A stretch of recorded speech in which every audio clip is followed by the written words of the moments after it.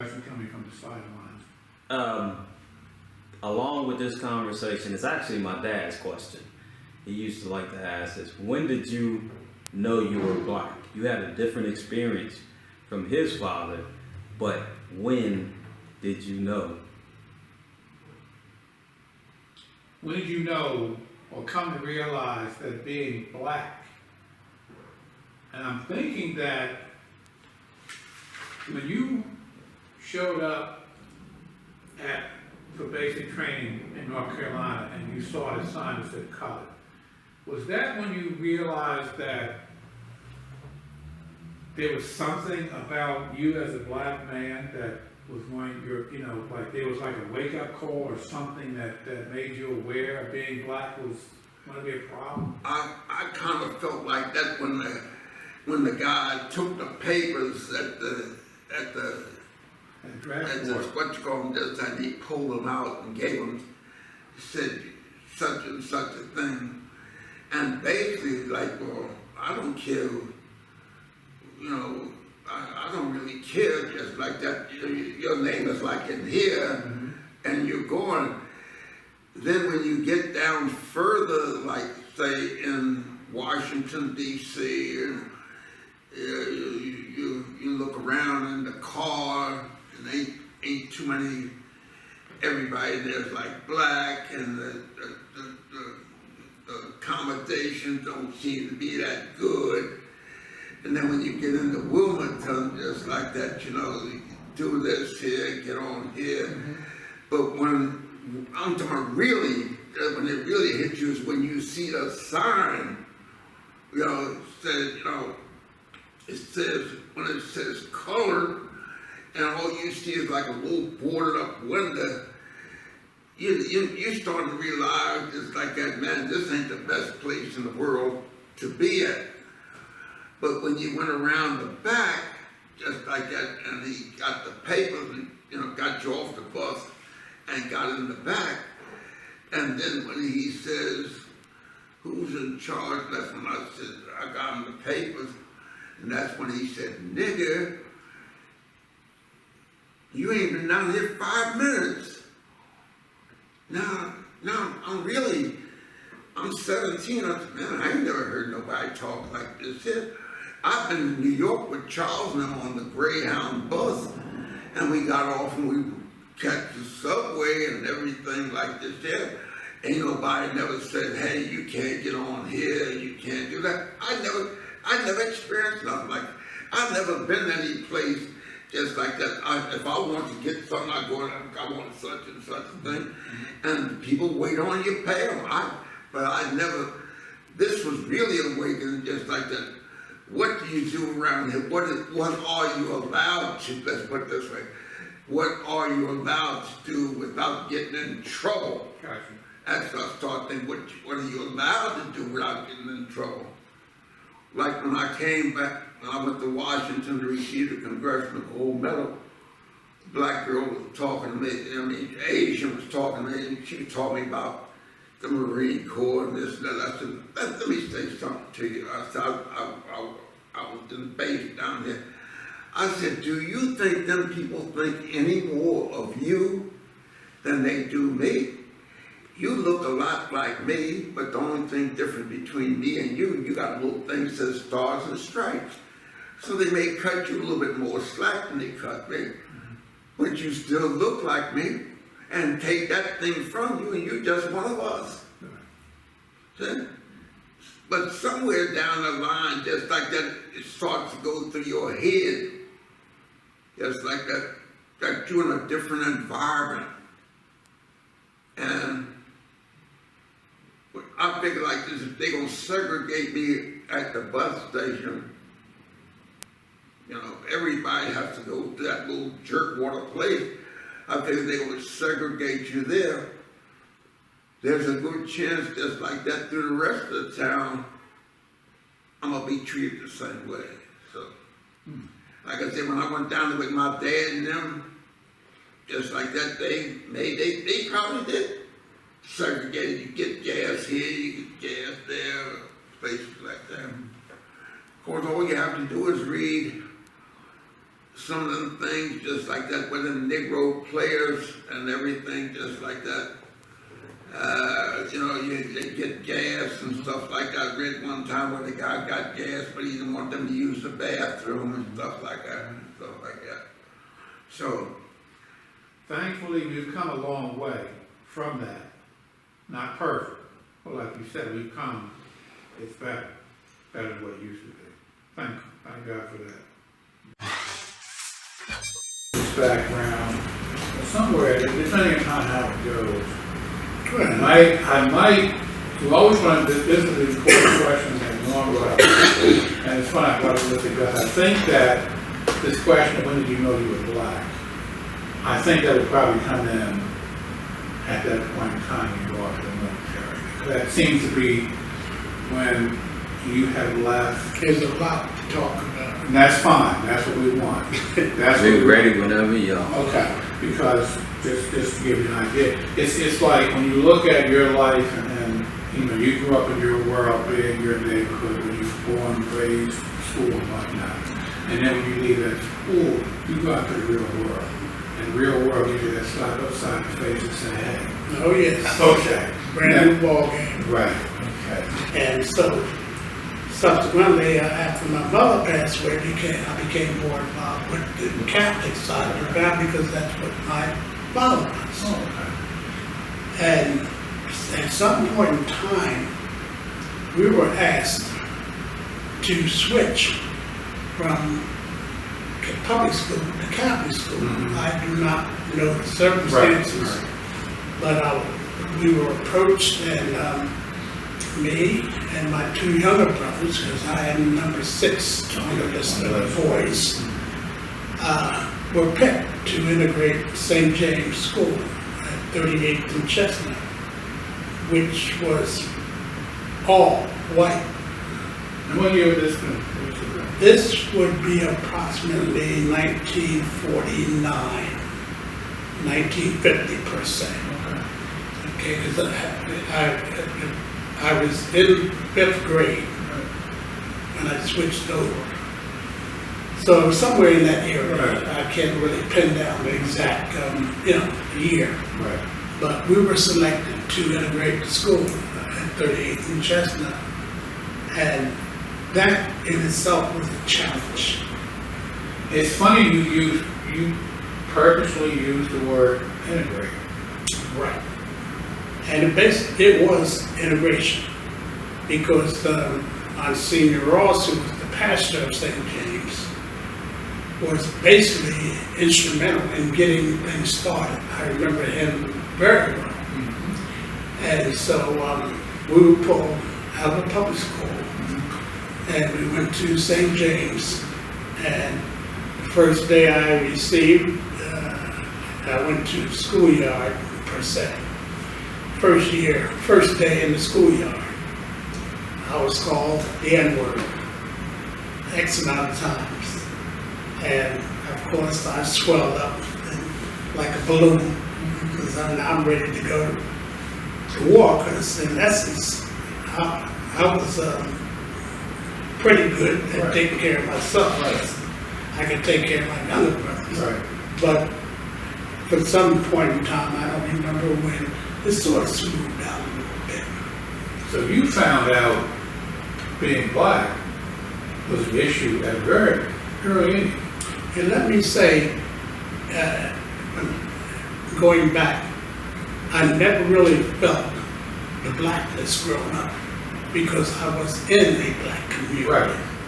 And subsequently, it was not, I'm going over here. I knew for a fact, certain areas, you got to tread lightly. Okay. If you're going over to, say, our area in West Philly, consisted of, the location consisted of Lancaster Avenue, over to Chestnut Street, and from 33rd Street to 40th Street. That was basically where all the African Americans resided. Gotcha. Going on the other side of Chestnut Street, everything was Caucasian. Yes. And so these are, remember being in that area, cut. Where did I leave all that? I left off at the school. Yeah, you went to school on your first day of school. Right, okay, and subsequently things start smoothing out. Right, yeah, it started, okay. They start accepting us, Okay, and I grew up with some friends, some of them that lived on the on the other north side. side of Lancaster Avenue, Okay. which was, you know, white. And one particular person, Jack McCaffrey, him and I became like very close. And I used to walk white girls home from school, not knowing I was in a danger Right. period. Right. But it, you know, it was, things started mellowing out, becoming normal. Until, and I must add in there that when I switched from public school to Catholic school, I was behind in education. Okay. So I was put back a grade. Mm-hmm. And so I was a little older than some of the kids in my class. And we started, you know, everything was fine. I became, you know, better situated. And one of the things I would love to do was stay at the school and help the sisters clean the blackboard, wipe them down with the sponge, and carry sisters' books, a bag to the rectory, which was 1 block away. And I was set pretty good. And when I reached the 8th grade, this particular year, they decided that they were going to have a special assembly for St. Patrick's Day. Mm-hmm. Which I mean, St. Patrick's Day all the time I was in school was just, you know, St. Patrick's Day. And they were going to have an assembly. And so we all went to the auditorium, and I don't know whether we had a sheet of paper to read from. And there was one song on the sheet, which was Old Man River. And when I first looked at the first line, it started, and worked on the Mississippi, and worked while the white boss played. I'm like, you know, like I said, I'm not dumb. And I felt very hurt behind this here. So, we had a practice that day, and after practice, we all lined up to go to the corner, and there was one young man, I'll never forget him as long as I live. I think he was the first one to call me an N-word. I laugh about it today, but back then it was something serious to me. So we're going down and to the corner, and we dispersed. And while we're going, Patrick is turning around saying it to my face. So I decided that I'm going to kick his keister. Okay, so I went and I followed him going west, which was predominantly white, and I punched him. And got into a fight, and I was stopped and taken into custody by a police officer or something, and I was suspended from school. And I went back and I told Mother Superior I wasn't going to sing it. I wasn't going to sing that song, so I was asked to leave the school. And of course I told my dad, my brothers were coming with me, they're not going to sing it either. So we left, and I went back to public school. Republicans. Yeah. See, you know how the children at school mock vote. But that's how. See, we couldn't vote. We couldn't vote until after the '60s when we did the do. But at least you sat at home, and what I meant is you talked about it. Cause when I was a child, I wanted to vote for Wendell Wilkie. That was during the time when Franklin Delano Roosevelt got in there. And Franklin Delano Roosevelt was a Republican. A Democrat. Wendell Wilkie was a Republican. See, really, all the black folks were Republicans before, but now all of them Democrats. But you gotta go back and look at the history of all. That's what I'm saying. See, in other words, they sit up and talk about it. I mean, they couldn't vote, but you discussed it and who you wanted. And I prayed for Wendell Wilkie to be president, but he didn't. I was about 9, I guess. Well, you were a Republican and wanted him to win over Roosevelt. Well, see, that's what let me tell you. Then when Roosevelt got in there, I was so thankful to God because you see, it was the Depression, you didn't have anything. And Roosevelt got the WPA, and Workers Progress Association.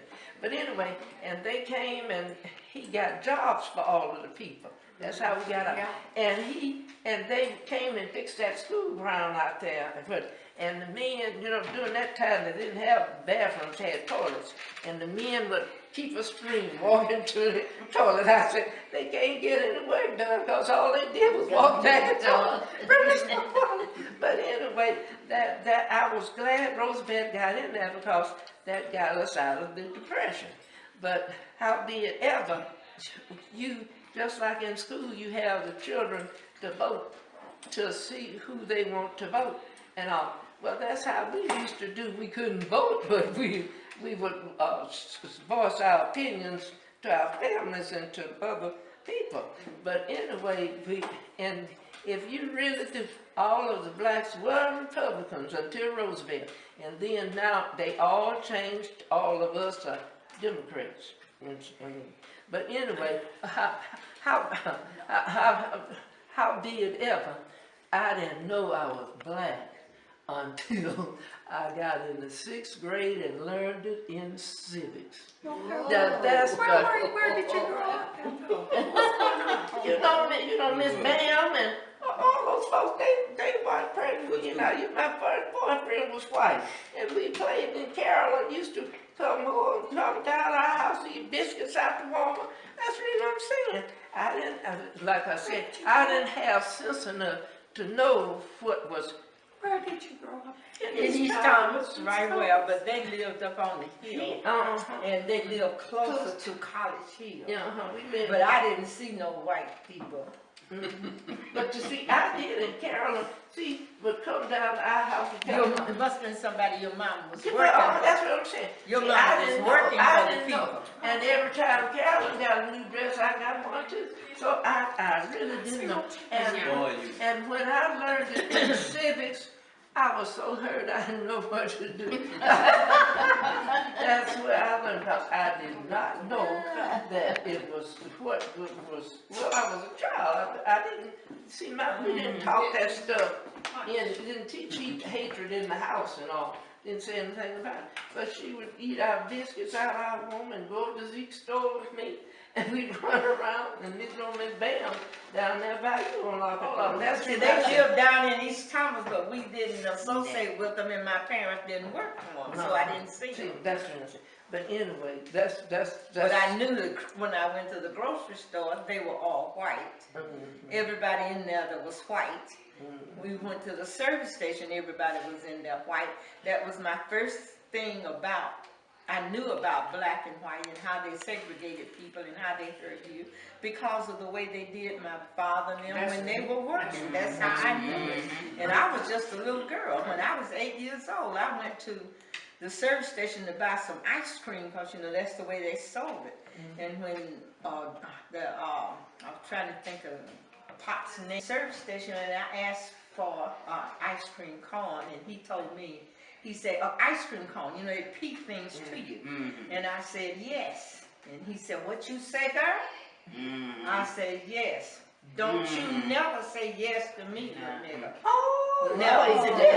Oh, yes, he did too. But you know. He said, I slapped your face. No, I he was so didn't. scared, and I was about 8 years old. Oh my goodness. And I was scared to death Oh, my because there goodness. wasn't nobody in there but me and a few other customers. Yes. And he said, what did you say? I said, ice cream cone.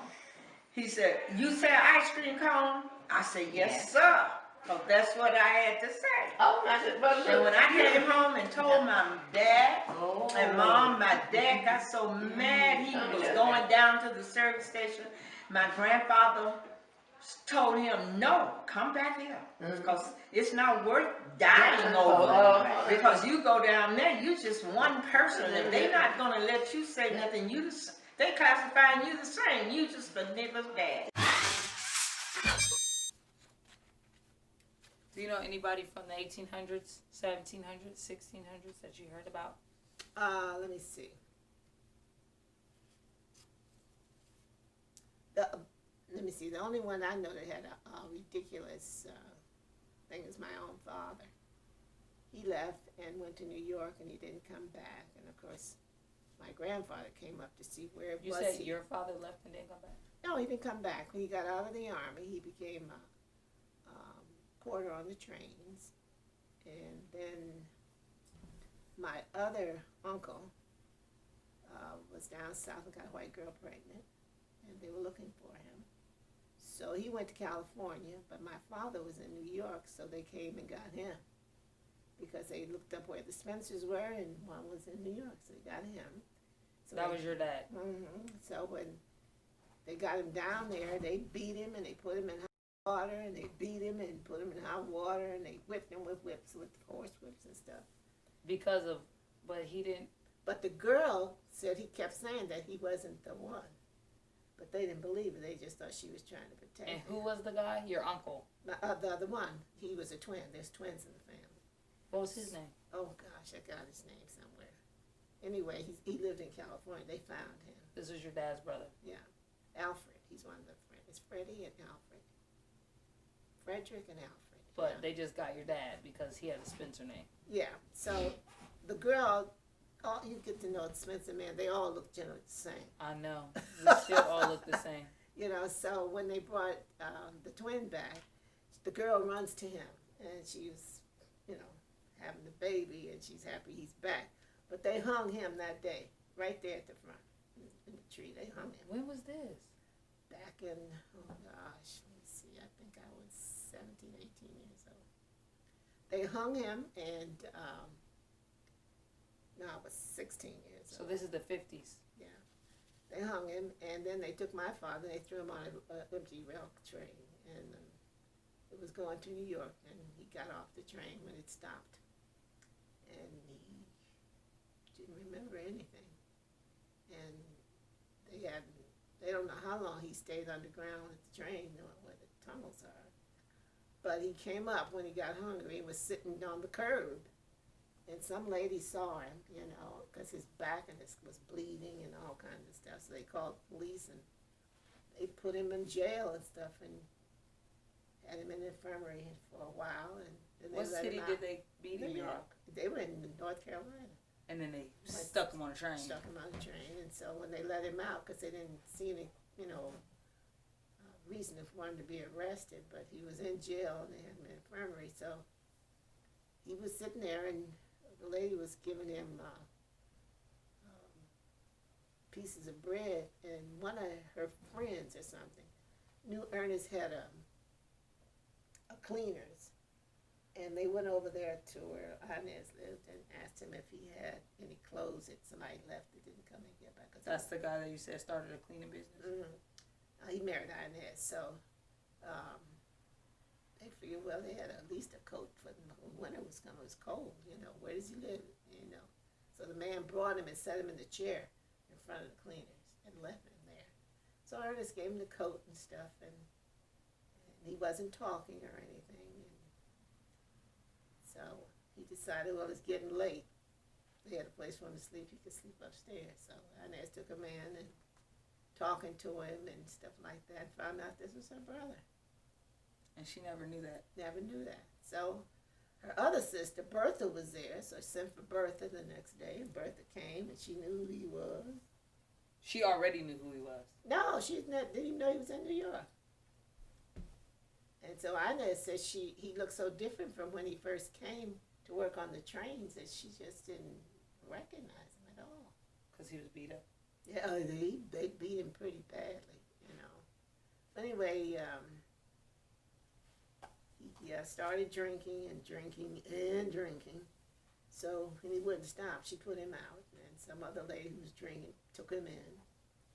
And 1951, my sister Pat graduated from high school, and she decided to go and see him because Inez called and said that she thinks this is the one that's supposed to be the father. So my mother wasn't going to go. She had a job to do. She was working, and Pat wanted to go see Dad. So she took off, and she went there. The minute he saw her, he said she looks like the sister, Bertha, but he didn't remember her or anybody else. Didn't remember being married or nothing. So Grandpa went up there, and Who's Grandpa? Grandpa Henry Smith. Oh. And Augusta went up there to see who he was, and yeah, that was his son. He wanted to take him back, and he wouldn't go. Back to North Carolina. He wasn't gonna go no stranger. You know who he was. So he lost his memory because they beat him so bad. That's what we assume, because he died about 3 months later. His brain was messed up.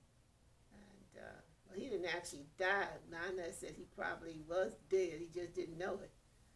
He died officially, according to the records, the following year, because he was unconscious. Mm. They didn't know what was wrong. So they wanted to know, how did he get these whips that was on his back, and why bones were broken. And he didn't know.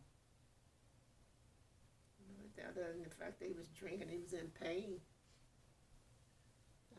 Yeah, what else can you do? So we just let it go. So Pat came back, and she said he didn't look like nobody she remembered. So we just let it go. Never knew. My mother was upset about it, though, because she just wondered what really happened to her husband. So Like, that's why he didn't come back? I don't know why he didn't come back, but he didn't come back. So after a while, we just let it go.